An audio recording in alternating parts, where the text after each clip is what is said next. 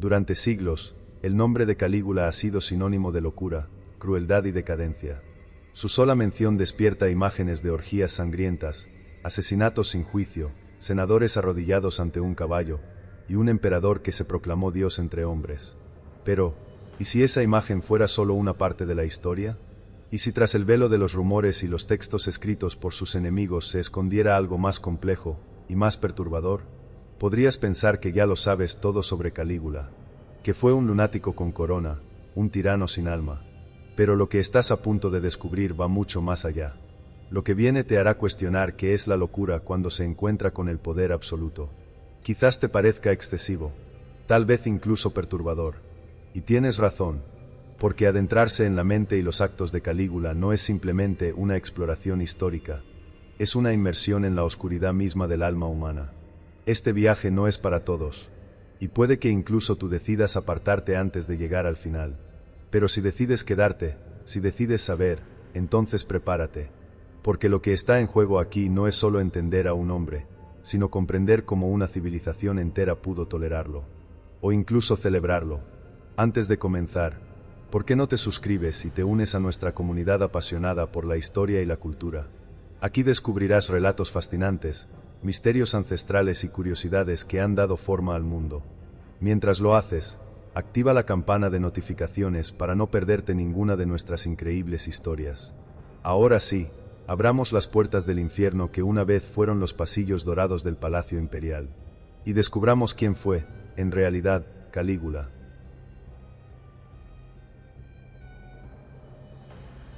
Antes de ser recordado como un monstruo, Calígula fue un símbolo de esperanza. Nació como Gayo Julio César Germánico el 31 de agosto del año 12 después de Cristo, en la ciudad de Antium, hoy Anzio, Italia, en el seno de una de las familias más queridas y respetadas del imperio. Era hijo de Germánico, el brillante general romano, y de Agripina la Mayor, nieta de Augusto. Desde su cuna, el destino de Calígula parecía trazado por los dioses. Su infancia estuvo marcada por el afecto popular. Acompañaba a su padre durante las campañas militares en Germania, vestido con una pequeña armadura y unas sandalias militares que encantaban a los soldados. Ellos mismos le apodaron Calígula, que significa botitas, en referencia a su calzado. Lo adoraban, y él, aun siendo niño, lo sabía. Roma estaba enamorada de su imagen, pero no sabía a quién estaba alimentando. El asesinato de su padre, Germánico, en circunstancias sospechosas, dejó a Calígula huérfano de una figura paternal y sembró en él una semilla de odio y desconfianza hacia las estructuras de poder. Años más tarde, culparía a Tiberio y a su consejero Sejano de esa muerte. Su madre, Agripina, y sus hermanos también fueron eliminados por el sistema. Uno por uno, cayeron en desgracia, fueron exiliados, envenenados o forzados al suicidio.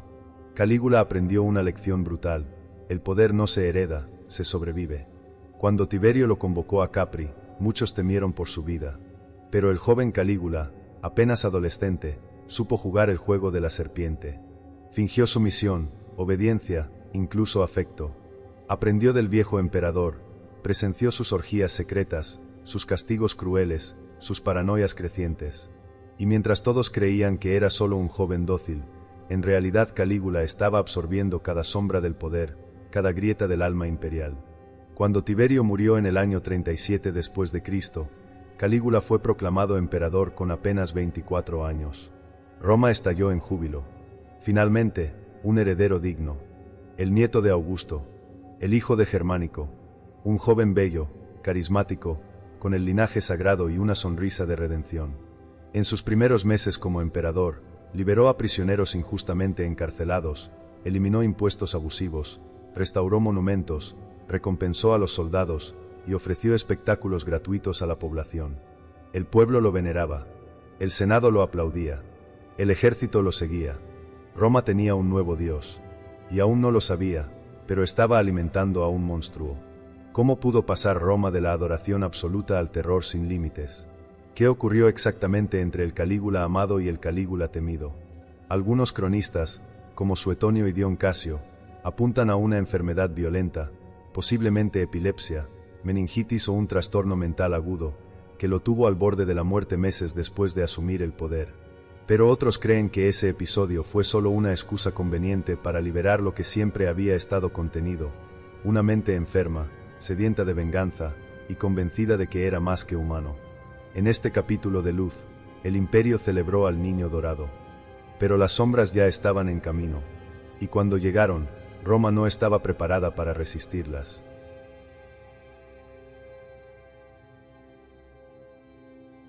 Roma no había vivido una alegría tan sincera desde los días de Augusto.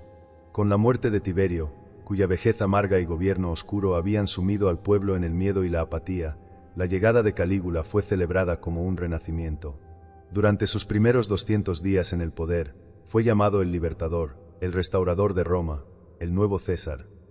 Y, durante ese breve instante en la historia, lo fue. Calígula no tardó en ganarse el corazón del pueblo.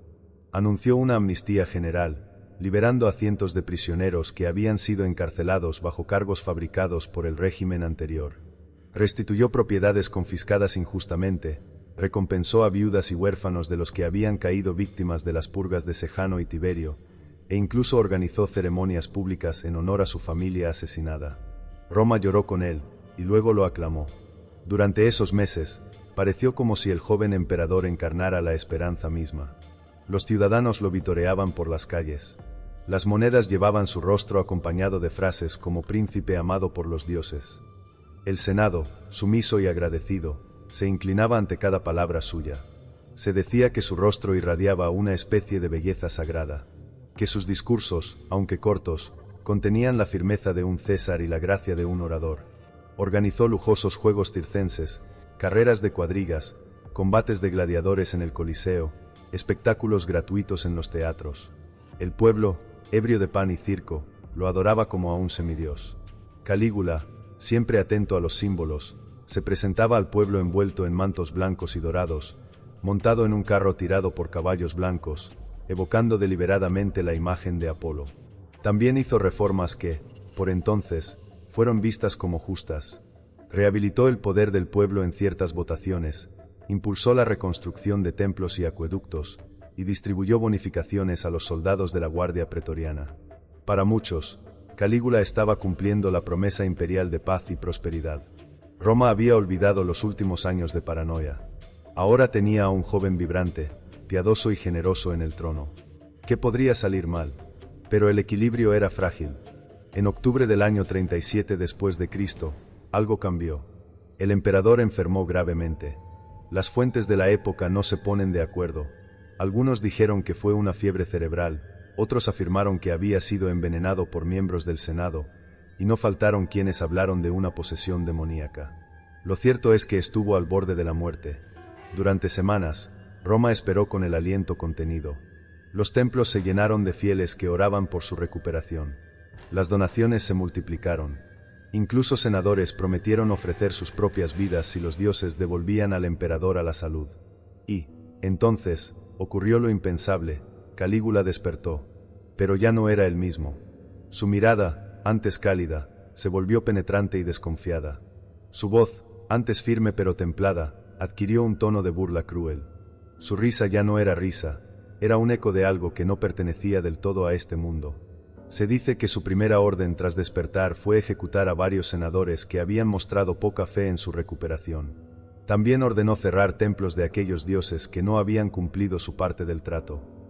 La gratitud que Roma le había ofrecido fue recibida con desprecio, como si hubiera regresado de la muerte con la certeza de que era más que un hombre, como si hubiera visto algo allá abajo, o allá arriba, y hubiera entendido que los humanos no eran más que juguetes rotos a sus pies. Su carácter se volvió errático, impredecible, inquietante. Empezó a exigir adoración pública. Se autoproclamó no solo César, sino también Dominus et Deus, Señor y Dios. Los rumores comenzaron a correr, pero pocos se atrevían a hablar, porque aunque el pueblo aún lo recordaba como el libertador, el Senado ya sabía que algo había nacido en aquel lecho de enfermedad. Y lo que había nacido era hambre. Hambre de poder, de control, de humillación. ¿Fue aquel episodio el detonante de su locura? ¿O simplemente quitó la máscara que llevaba desde Capri? Esa duda atravesó los pasillos del Senado, los cuarteles militares, y hasta los templos. Y mientras Roma se preguntaba en voz baja qué había cambiado, Calígula ya comenzaba a moverse en la oscuridad. Silencioso, letal, sin dioses por encima, sin hombres a su altura.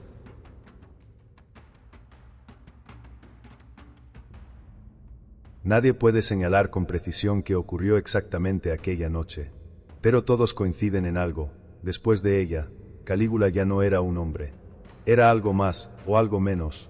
Fue en los últimos días de octubre del año 37 después de Cristo, cuando la ciudad de Roma dormía bajo el peso de las celebraciones por su reciente recuperación. El emperador, aún convaleciente, pidió que nadie lo molestara. Se retiró a sus aposentos en el Palatino, y durante horas no se escuchó un solo sonido tras las puertas talladas con mármol. Los sirvientes, temerosos de perturbar al joven dios, se mantuvieron alejados. Pero cuando el sol salió, algo dentro de esas paredes había muerto. O había nacido. Desde aquel instante, algo en su mirada cambió. Lo describen los cronistas como una especie de fuego frío en los ojos. Una quietud sin alma. La sonrisa que antes derretía multitudes, ahora se curvaba con una burla cruel, como si supiera algo que los demás no podían comprender. Fue entonces cuando comenzó su transformación. El emperador se presentaba ante el pueblo vestido como Júpiter, con túnicas púrpura y una corona de rayos dorados. Ordenó que lo llamaran divino. Mandó construir estatuas suyas en todos los templos importantes, incluso dentro del templo de Júpiter en el Capitolio. No era solo una estrategia de poder, era convicción. Calígula creía, o fingía creer, que era un dios encarnado. Y para él, cualquier acto estaba justificado bajo esa nueva naturaleza. Pero su divinidad no era la de un dios misericordioso. Era la de un dios pagano, cruel, vengativo. Comenzaron las ejecuciones arbitrarias. Mandó asesinar a nobles que no aplaudían con suficiente entusiasmo, a senadores que osaban dirigirle la palabra sin haber sido llamados, a ciudadanos comunes que lo miraban demasiado tiempo a los ojos. Un día, según Suetonio, vio a un joven patricio con una melena que consideró más hermosa que la suya. Al día siguiente, el joven fue degollado y su cabeza enviada como ofrenda al palacio. En otro episodio, mandó matar a un senador solo porque soñó que lo traicionaba. Y cuando su esposa, Fesonia, dio a luz a su hija Julia Drusila, se la presentó al pueblo alzándola con orgullo, pero murmurando entre dientes: si me sobrevive, que me odie, pero que me tema. El palacio imperial se convirtió en un escenario de pesadilla. Las noches estaban marcadas por orgías forzadas, banquetes interminables y juegos donde la vida humana era una ficha más. Hombres y mujeres eran convocados sin aviso, obligados a desnudarse ante el emperador, y luego forzados a actos impensables, mientras él observaba, reía o lloraba. A veces todo al mismo tiempo. Los rumores sobre sus hermanas, Drusila, Agripina y Livila, comenzaron a tomar forma. Se decía que mantenía relaciones con ellas desde la adolescencia, especialmente con Drusila, a quien amaba con una devoción enfermiza. Cuando ella murió en el año 38 después de Cristo, Calígula ordenó que fuese deificada y que todos en Roma le rindieran culto como diosa. Prohibió cualquier expresión de alegría durante meses y mandó ejecutar a cualquiera que mencionara su nombre sin reverencia. Pero no todo era devoción divina. En privado, Calígula se entregaba a rituales oscuros, consultas con astrólogos, sacrificios secretos y una fijación perturbadora con la muerte. Mandó construir túneles entre su residencia y el templo de Castor y Pólux para aparecer repentinamente como si descendiera del cielo. Era su forma de recordarle al pueblo que él no caminaba entre humanos, descendía sobre ellos. La frontera entre lo teatral y lo patológico se hizo cada vez más delgada, y esa ambigüedad fue su arma. El Senado no sabía si se enfrentaba a un dios, un loco, o a un monstruo que jugaba a ser ambas cosas. Porque cada gesto tenía un doble filo, lo ridículo y lo temible. Su desfile militar a la costa para declarar la guerra a Neptuno, ordenando a sus soldados que atacaran las olas y recogieran conchas como botín, no fue solo una burla. Fue una advertencia: si puedo declarar la guerra al mar, ¿qué no puedo hacerles a ustedes? Lo más inquietante era que Calígula parecía disfrutar del desconcierto. Le gustaba ver el miedo escondido tras las sonrisas, el temblor disimulado en las rodillas de sus senadores, la falsa devoción de sus cortesanos. En ese abismo entre la realidad y el delirio, él se sentía omnipotente, y sabía que mientras Roma no pudiera predecirlo, no podría detenerlo. Esa noche del año 37 fue el inicio. No fue solo la caída de un hombre, Fue la caída de las leyes, del orden, de la lógica. Roma ya no era un imperio gobernado por hombres. Era un escenario gobernado por el capricho de un dios enfermo.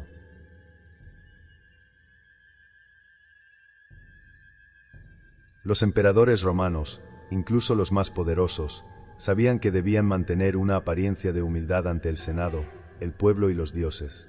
Incluso Augusto, el más venerado de todos, se negó a ser llamado Dominus.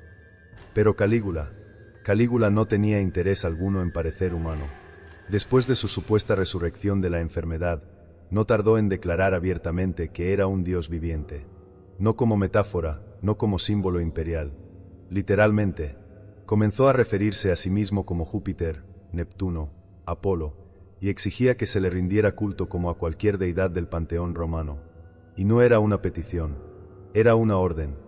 Mandó construir un puente flotante de casi 5 kilómetros desde Baiae hasta Puteoli, solo para imitar la marcha triunfal de Jerjes sobre el Helesponto. Se decía que quería burlarse de una profecía que aseguraba que no tenía más probabilidades de convertirse en emperador que de cabalgar sobre las aguas. Así lo hizo, cabalgó sobre ese puente vestido con la armadura de Alejandro Magno, en un espectáculo tan grandioso como absurdo. No lo hizo para demostrar poder, lo hizo para reescribir su propio mito. El templo de Júpiter, uno de los más sagrados de Roma, fue redecorado con estatuas de Calígula. Ordenó que se retiraran las cabezas de los dioses y se reemplazaran por la suya. En la isla de Capri, mandó erigir un altar donde el único objeto de veneración era su imagen. No conforme con eso, convirtió su palacio en un templo continuo. Los ciudadanos debían ofrecer sacrificios diarios, incienso, plegarias y monedas en su honor. ¿Puedes imaginarlo? El emperador, sentado en un trono de marfil, observando mientras senadores, soldados y sacerdotes lo adoraban, postrándose como si estuvieran en presencia del mismísimo Júpiter tonante. Algunos lo hacían temblando, otros, entre lágrimas, y los que no lo hacían, no volvían a ser vistos. Su megalomanía alcanzó dimensiones grotescas. Exigía que se lo invocara en las plegarias oficiales junto con los dioses tradicionales. En el teatro, cuando se representaban tragedias mitológicas, obligaba a que los actores añadieran su nombre a los himnos. Si el público no se levantaba a aplaudirlo en medio de la función, las consecuencias podían ir desde la expulsión del recinto hasta la ejecución. Uno de los episodios más insólitos fue su debate con Júpiter Capitolino. Se encerró en el templo y gritó toda la noche, desafiando a la estatua del dios a un duelo de poder. Cuando al día siguiente cayó un rayo cerca del Capitolio, Calígula lo interpretó como un desafío divino. Júpiter me tiene envidia, dijo, y está jugando a ser Dios en mi presencia. En respuesta, ordenó construir un nuevo templo dedicado exclusivamente a su persona, rodeado de sacerdotes cuyo único deber era alabarlo. Pero no se detuvo allí. Su apetito divino necesitaba un pueblo sometido. Comenzó a ordenar ejecuciones públicas como ofrendas personales. Una vez, organizó un banquete en el templo. Mientras comía, hizo traer a una fila de prisioneros. Uno por uno, fueron decapitados frente a él y sus invitados, mientras el emperador comentaba con alegría: «Mira, qué bien corta este verdugo. Tráele más». A los senadores, los obligaba a ofrecerles sacrificios diarios. A los gobernadores provinciales, les exigía construir templos en su honor. A sus enemigos, no les ofrecía redención. Los hacía desfilar por Roma, desnudos, cubiertos de estiércol, y los forzaba a besar el suelo ante sus pies. Era una humillación pública, sí, pero también un mensaje: no había justicia en Roma, solo voluntad divina. Y esa voluntad era la suya. Entre sus excentricidades divinas se cuenta que dormía con una estatua dorada de Venus a su lado, que discutía con el dios Marte en voz alta, y que una vez sacrificó a un sacerdote porque le pareció que su incienso no ardía con suficiente intensidad. ¿Era teatro? ¿Demencia? ¿O el acto más puro de dominación psicológica jamás ejecutado por un gobernante? Pero lo más perverso fue su desprecio hacia los propios dioses. En un festival de Neptuno, se negó a rendirle culto y, en cambio, arrojó oro fundido al mar como pago por no hundir su flota. En otro, insultó abiertamente a los augures y videntes, acusándolos de mentirosos por no prever su ascenso. «Yo soy el destino», dijo, «y por tanto, no necesito ser predicho». En poco tiempo, Roma se convirtió en una metrópolis de templos, todos vacíos. Porque solo uno tenía presencia real, el de Calígula. Y en ese templo, solo una voz podía hablar. Solo una voluntad podía ser obedecida. Solo un Dios podía respirar. Y ese Dios tenía rostro humano.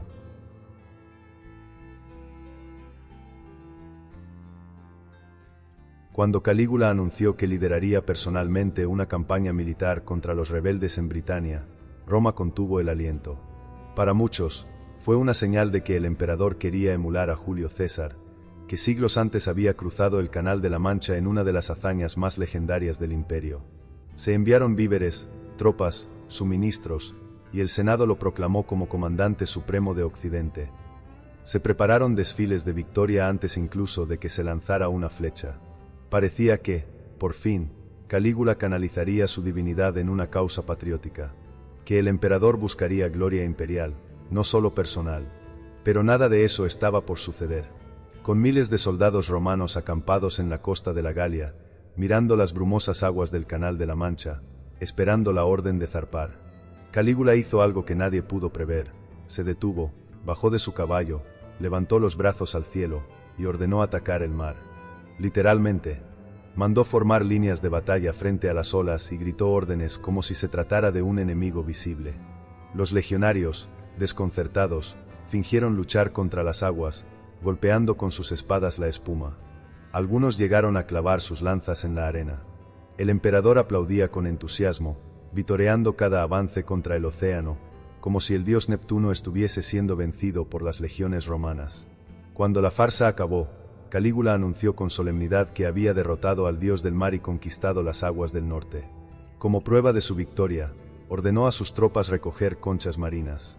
Miles de soldados, hombres curtidos por la guerra, veteranos de campañas en Germania y África, se arrodillaron ante la marea para llenar sacos con conchas y piedrecillas, que serían llevadas de regreso a Roma como trofeos del océano vencido. ¿Era locura? ¿Era una burla? ¿O era una advertencia? Para muchos historiadores, este evento es uno de los símbolos más enigmáticos del reinado de Calígula. No solo porque revela la teatralidad absurda de su mandato, sino porque desvela algo más profundo. El emperador no necesitaba conquistar territorios, necesitaba conquistar la percepción.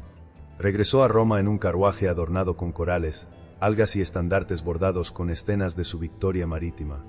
Se celebró un desfile triunfal con prisioneros ficticios, esclavos disfrazados de británicos, botes arrastrados por las calles, y montañas de conchas vertidas frente al Senado. Las calles se llenaron de flores. La multitud lo aclamaba, aunque muchos lo hacían por miedo, no por fervor. Para el Senado, fue un escarnio sin precedentes. Para los soldados, una humillación disfrazada de gloria. Para el pueblo, un espectáculo tan absurdo que solo podía ser interpretado como sagrado, o profundamente enfermo.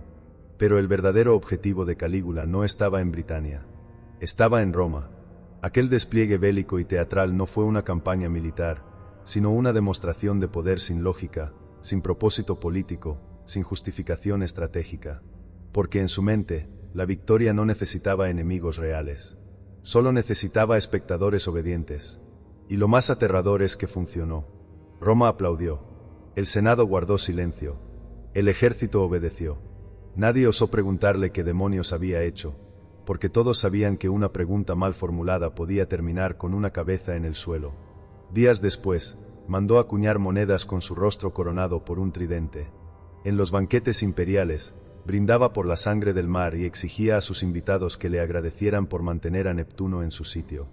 Y mientras tanto, al norte, Britania seguía intacta, nunca invadida, nunca tocada, pero para Calígula, eso no importaba, porque él no necesitaba conquistar tierras, solo necesitaba conquistar la realidad, y lo estaba logrando.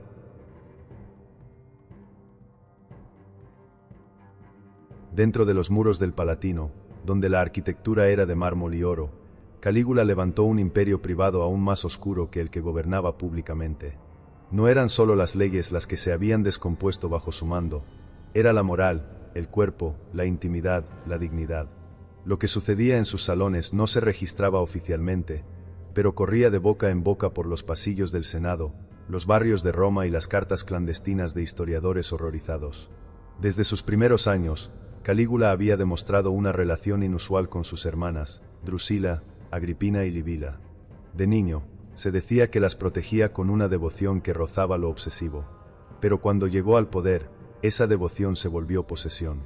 A Drusila, la más cercana a él, la obligaba a permanecer a su lado casi en todo momento.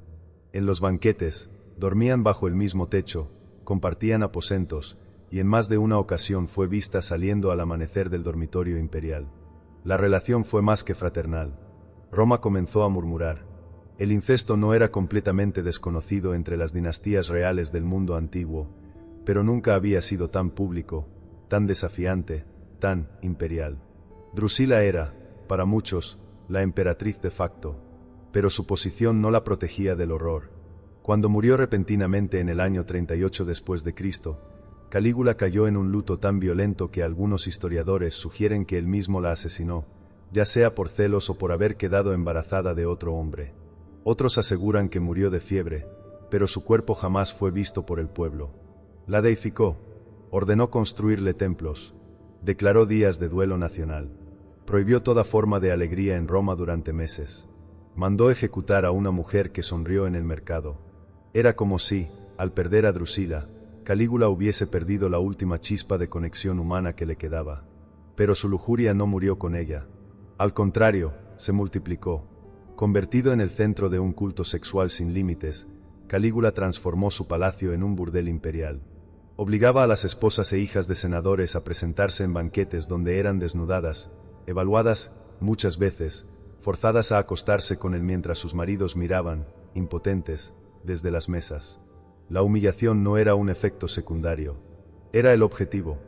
Para Calígula, el sexo era una herramienta de poder absoluto. No buscaba placer, sino dominación. Reía mientras describía los cuerpos de las esposas de sus enemigos frente a ellos. A veces, las tomaba en habitaciones contiguas y volvía comentando en voz alta qué tan satisfactorias, o decepcionantes, habían sido. El Senado, reducido a una audiencia temblorosa, no se atrevía a reaccionar. Se dice que obligó a una de sus hermanas a abortar, que mantenía relaciones con adolescentes de ambos sexos, arrancados de sus casas sin previo aviso, que una vez celebró una boda con una virgen vestal, solo para sacrificarla a los dioses después del acto.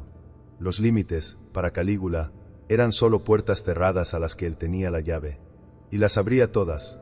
Sus amantes no duraban mucho. La mayoría terminaban ejecutados, desaparecidos o convertidos en trofeos de su locura. Se casó con Livia Orestila, solo para quitarla de su esposo durante el banquete de bodas y divorciarse de ella días después.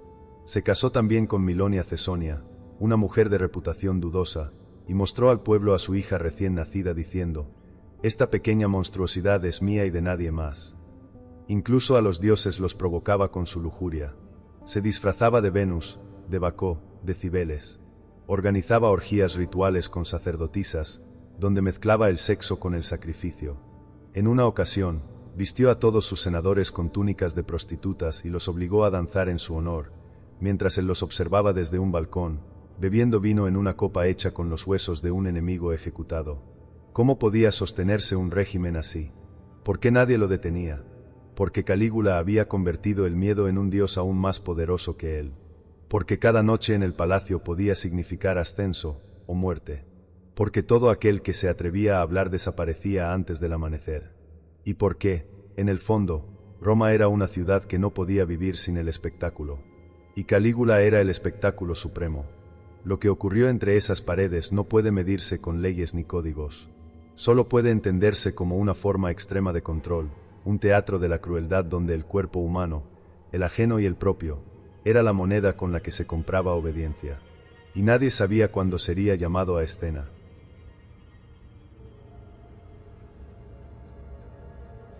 En tiempos de Calígula, ser senador era una condena disfrazada de privilegio. Lo que alguna vez fue el corazón político del imperio, se convirtió en un teatro de humillaciones diarias orquestadas por un emperador que ya no distinguía entre la sátira y el castigo. Para él, el Senado no era un cuerpo legislativo, sino un circo personal. Y él, su cruel maestro de ceremonias. Desde el primer año de su reinado, Calígula demostró su desprecio por la aristocracia romana. Los consideraba cobardes, hipócritas, inútiles. Decía que las ratas del Senado viven de reverencias, y por eso decidió convertirlas en espectáculo. Reunía a los senadores sin razón, Los hacía esperar durante horas fuera de su palacio bajo el sol abrasador, y luego aparecía en bata de dormir, masticando fruta o acariciando a su caballo. En más de una ocasión, los obligó a correr carreras entre ellos, vestidos como gladiadores o prostitutas, mientras él apostaba en su contra. A otros, los forzó a arrodillarse y besar sus pies delante del pueblo. A uno, incluso, le ordenó que se lanzara al río desde un puente solo para probar su lealtad. Y cuando lo hizo, Calígula no aplaudió. Solo rió y dijo: «Los corderos siguen al lobo incluso hacia la muerte». Pero nada fue tan simbólico como el ascenso de Incitatus, su caballo favorito. El animal vivía en un establo de mármol, dormía sobre mantas de seda púrpura, y comía avena mezclada con oro en polvo. Tenía sirvientes, joyas, incluso una casa privada con jardines. Pero Calígula quería más. Anunció que Incitatus sería nombrado cónsul de Roma. Sí, un caballo. ¿Era una broma? ¿Una provocación? ¿Una advertencia? Todos temieron lo último, porque Calígula no bromeaba. Detrás de cada acto absurdo, había un filo invisible. Nombrar a un caballo como cónsul era su forma de decirle al Senado que no los necesitaba, que sus puestos eran tan prescindibles que podían ser ocupados por un animal. Y lo peor, nadie lo detuvo. Los senadores se presentaron el día de la ceremonia. Aplaudieron cuando Incitatus fue envuelto con una toga. Algunos incluso ofrecieron palabras de bienvenida. La humillación era total, pero todos sabían que o reían o morían. El pueblo, al principio desconcertado, comenzó a comprender el mensaje. Roma ya no era un imperio de leyes. Era un teatro de lo grotesco, un lugar donde los símbolos eran convertidos en ceniza, donde el respeto era una máscara que se rompía con una carcajada imperial. Y los dioses tampoco escaparon. Calígula había declarado una guerra espiritual contra ellos desde el inicio de su reinado. En lugar de honrarlos, los suplantaba. Mandó destruir estatuas, quemó pergaminos sagrados, y se reía durante los rituales oficiales. Una vez, interrumpió una ceremonia de sacrificio para bailar frente al altar vestido como Mercurio. En otra, derribó una estatua de Neptuno y orinó sobre su pedestal. Según testigos, incluso colocó su rostro en el trono de Júpiter Capitolino, proclamándose Dios supremo de dioses menores, y ordenó que se borrara el nombre de Marte en ciertos templos para que el suyo lo reemplazara. No solo quería ser adorado como un dios, quería reemplazarlos a todos. Pero ofender al Senado, a los dioses y al pueblo en simultáneo tenía consecuencias. Las tensiones comenzaron a subir. El desprecio silencioso se convirtió en miedo acumulado. El ridículo se volvía insostenible. Porque si un caballo podía ser cónsul, ¿qué significaba ser romano? ¿Qué significaba la ley, la jerarquía, la divinidad? Calígula lo sabía.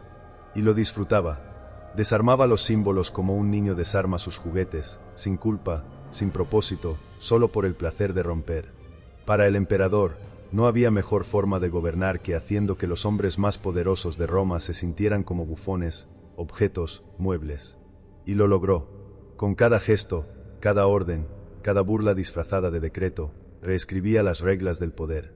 No gobernaba con miedo, sino con desprecio absoluto. Y eso era mucho más peligroso.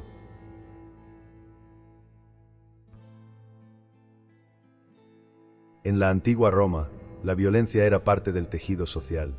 Los gladiadores, las ejecuciones públicas y los castigos ejemplares no eran vistos como atrocidades, sino como entretenimiento. Pero bajo el reinado de Calígula, esa frontera ya delgada entre justicia y espectáculo fue completamente borrada. El Coliseo no era aún la gran arena que sería décadas después, pero los juegos organizados por Calígula convirtieron los anfiteatros en templos de crueldad insaciable. Al principio, los espectáculos imperiales mantenían cierta estructura: combates de gladiadores, exhibiciones de animales exóticos, representaciones teatrales sangrientas. Pero pronto, Calígula comenzó a transformar todo en un teatro de castigo. Los combates se volvieron desiguales. Ordenaba que gladiadores heridos siguieran luchando contra fieras mientras el público gritaba de horror y él observaba, imperturbable, desde su palco privado, comiendo uvas como si viera una comedia ligera. Uno de los momentos más escalofriantes ocurrió durante una escenificación mitológica. El papel de Prometeo, el titán que fue encadenado por robar el fuego de los dioses, fue asignado no a un actor, sino a un prisionero real condenado a muerte. Calígula hizo traer un águila viva al teatro y ordenó que, frente a miles de espectadores, le arrancaran el hígado una y otra vez, con métodos tan crueles como primitivos, para mantener la fidelidad del mito. En otra ocasión, el anfiteatro estaba lleno, pero los gladiadores programados se retrasaron. Calígula, molesto por la espera, señaló a las primeras 5 filas de espectadores, compuestas por ciudadanos comunes, y ordenó que fueran arrojados a las fieras para no desperdiciar la tarde. Los guardias obedecieron sin cuestionar. El público gritaba, rogaba, intentaba escapar, pero los accesos estaban cerrados.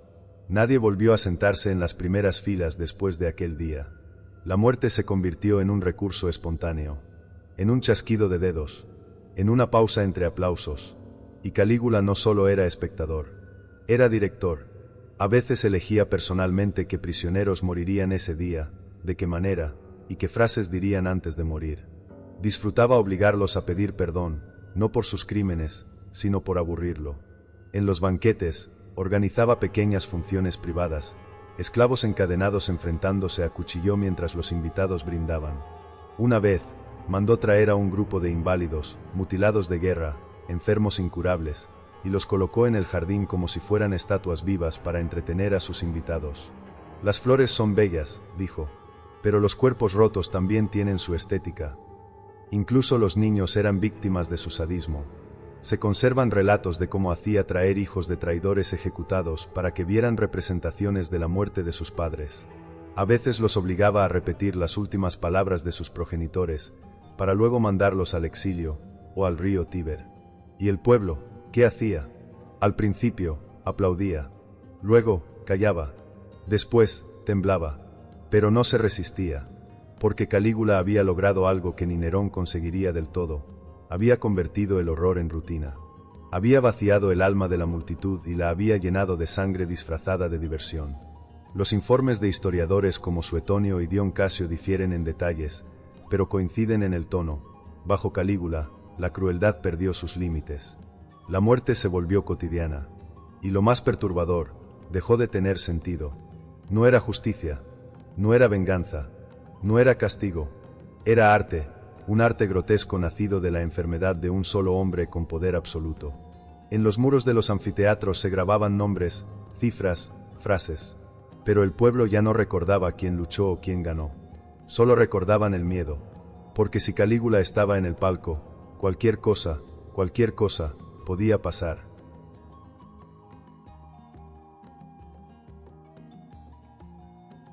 Todo tirano, por más temido que sea, acumula enemigos en silencio.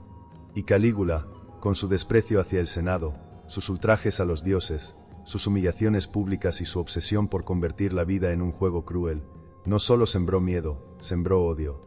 Lo que comenzó como murmullos de conspiración en los rincones del palacio, terminó como una tormenta inevitable, una sentencia firmada en la sombra. El detonante no fue una rebelión del pueblo ni una invasión extranjera. Fue algo más íntimo, más simbólico. Su propia guardia lo traicionó.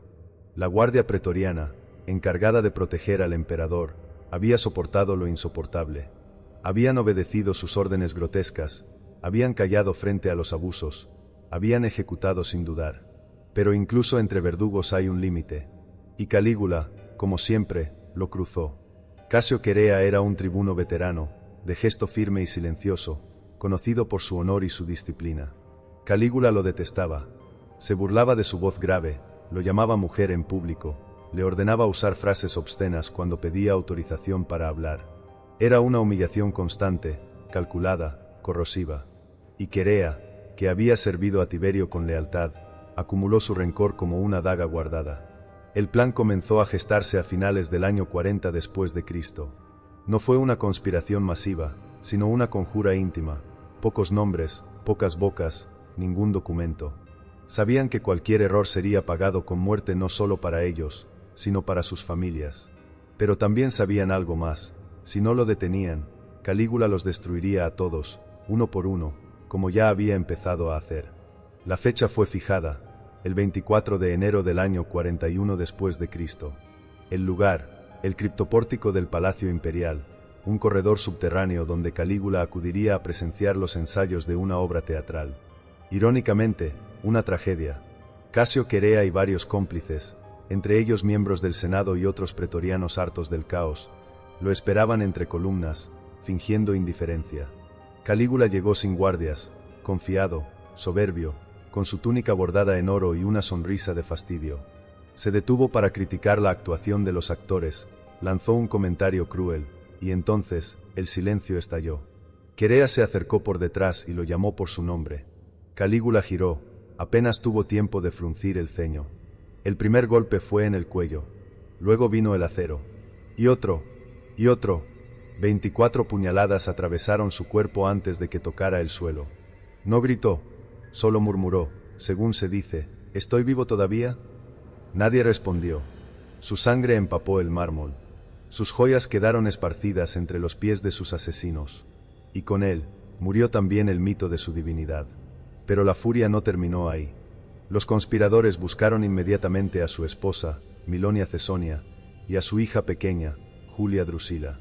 No por justicia, sino por prevención. No podía quedar descendencia. No podía quedar símbolo. Cesonia fue ejecutada de inmediato. La niña, apenas una infante, fue asesinada a golpes contra un muro. Roma, que había sido obligada a adorar a esa criatura como hija de un dios, la eliminó como si fuera una peste. Lo que vino después fue caos. El Senado intentó restaurar la República. Algunos propusieron acabar con el Principado para siempre. Pero la Guardia Pretoriana, aún dividida, decidió actuar por su cuenta. Encontraron a Claudio, el tío cojo y tartamudo de Calígula, escondido tras una cortina, temblando de miedo. Lo arrastraron fuera, lo proclamaron emperador, y así sellaron el destino de Roma. La locura había terminado, pero el imperio seguía. Calígula fue enterrado en secreto. Su tumba, en el jardín de las Hespérides, fue sellada sin ceremonia. Su nombre fue condenado a la damnatio memoriae, borrado de inscripciones, destruido en estatuas, omitido en documentos. Pero no se puede borrar lo que se graba en la piel de un imperio. Su reinado duró apenas 4 años, pero dejó una cicatriz que 1000 generaciones no lograron cerrar. Porque Calígula no fue simplemente un tirano, fue una herida abierta en el alma de Roma. Y su muerte no trajo paz, solo alivio.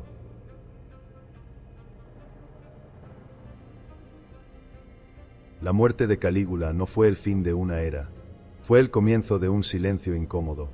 Porque cuando un imperio mata a su dios, no le rinde honores ni lo entierra con gloria. Lo entierra en secreto, lo borra, lo niega, lo sepulta no solo bajo tierra, sino bajo capas de olvido cuidadosamente construidas. Tras su asesinato en el año 41 después de Cristo, Roma no celebró abiertamente. El júbilo era silencioso, temeroso. Las calles no se llenaron de vítores, sino de cuchicheos. Nadie quería ser el primero en aplaudir, por si los conspiradores eran castigados. Nadie quería ser el último en condenarlo, por si su memoria regresaba. El Senado intentó aprovechar el vacío. Algunos clamaron por el fin del Principado, por el regreso de la República. Pero eran ilusos. La Guardia Pretoriana, aún ensangrentada, impuso a Claudio, un hombre visto como débil e inofensivo, como nuevo emperador. La maquinaria imperial no se detuvo ni un instante. Roma no sabía vivir sin un amo, incluso si el último había sido un monstruo disfrazado de Dios. Y entonces comenzó el proceso más difícil, hacer como si Calígula nunca hubiera existido. Se ordenó la damnatio memoriae, la condena oficial del recuerdo. Las estatuas fueron decapitadas, los bustos destruidos o retallados para parecer otros emperadores. Su nombre fue raspado de inscripciones públicas. Sus leyes, anuladas. Sus monedas, fundidas. Incluso en las crónicas oficiales, su figura fue reducida a una sombra distorsionada, a veces ni siquiera mencionada. Pero se puede quemar un pergamino, no una memoria colectiva. El pueblo no olvidó.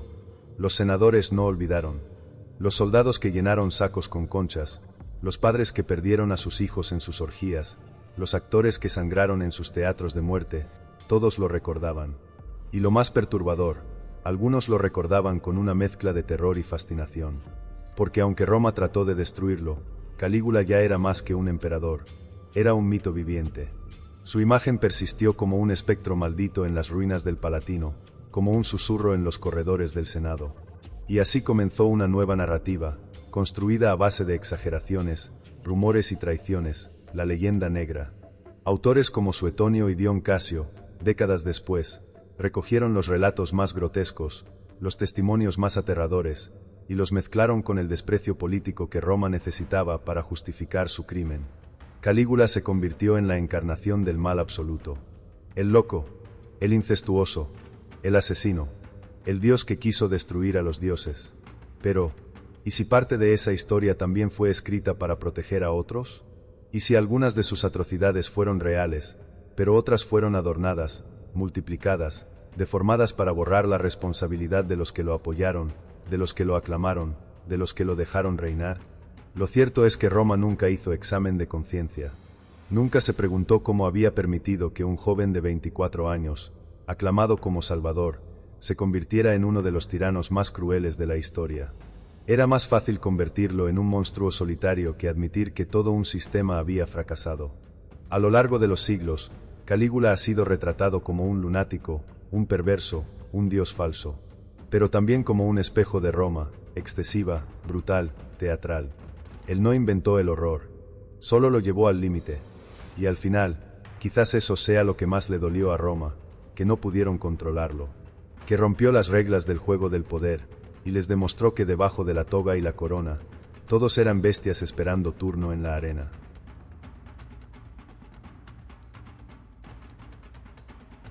Calígula no fue solo un hombre, fue una advertencia, una grieta abierta en el mármol del imperio que permitió que saliera todo lo que Roma pretendía esconder: el sadismo, la arrogancia, la sed de poder, la obsesión por el espectáculo y la sumisión ante el miedo. Su vida, y sobre todo su reinado, no fue una anomalía histórica, sino un reflejo amplificado de la Roma que lo crió. Lo proclamaron Salvador cuando ascendió. Lo adoraron como a un dios cuando distribuyó dinero, pan y juegos. Lo toleraron cuando empezó a gritar que era más grande que Júpiter.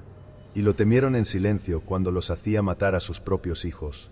Pero nadie alzó la voz, porque Calígula no gobernó con razón, gobernó con vértigo. Y Roma eligió mirar al abismo, hasta que el abismo la miró de vuelta. Cuando murió, todos quisieron fingir que su locura había sido un rayo que cayó del cielo. Algo aislado, un monstruo que nadie vio venir. Pero la verdad es más dolorosa. Calígula fue posible porque Roma lo permitió. Lo necesitó, lo fabricó, y lo aplaudió. El intento por borrarlo de la historia solo confirmó su poder. Porque nadie intenta borrar lo que no duele. Y Calígula, aún muerto, dolía. Su sombra recorrió los siglos como una cicatriz mal cerrada. Y hoy, cuando lo evocamos, no solo hablamos de un emperador perdido en la niebla del pasado. Hablamos de la delgada línea entre el orden y la locura, entre el poder y el delirio, entre el ser humano y el Dios que se cree por encima de todos. La historia lo llamó monstruo. Tal vez lo fue, pero fue nuestro monstruo, el que Roma alimentó con incienso, oro y silencio, el que caminó entre templos, rodeado de fuego y gritos, el que convirtió a todo un imperio en su escenario privado, y luego lo hizo arder. Y mientras lo condenaban al olvido, sin saberlo, lo hacían eterno.